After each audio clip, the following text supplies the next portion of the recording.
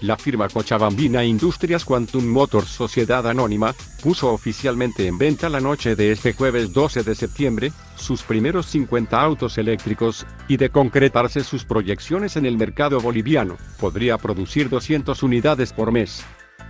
Hoy revolucionamos a la industria y al mercado boliviano, porque estamos apostando por nuestra gente y por un futuro mejor, declaró el gerente general y accionista fundador de la empresa, José Carlos Márquez. Según Márquez, los autos E2 y E3, que se pusieron a la venta desde anoche, no solo tienen un alto valor ecológico por tener cero emisiones, sino que también son rentables, por lo que se espera una buena acogida del mercado boliviano.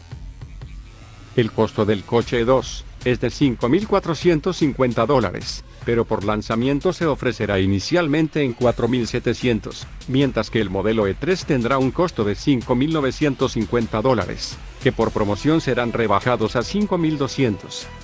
Además, el consumo de energía eléctrica de esta clase de automóviles es de 600 vatios por hora para el E2E y de 800 para el E3, por lo que el costo promedio es de 2 bolivianos por 50 kilómetros recorridos.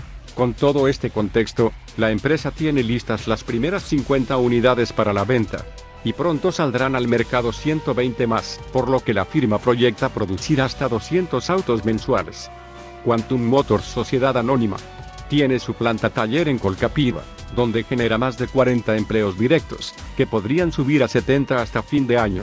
Quantum lanza al mercado inicialmente dos modelos, el E2 y el E3, con velocidades de 45 y 55 km por hora, respectivamente, y una autonomía de 50 y 40 km. Además vienen en 5 colores. Los autos son fabricados en un 60% por Quantum, el resto es ensamblado. Se hicieron pruebas durante casi 2 años, en altura, en calor, agua, y todas han sido superadas con éxito.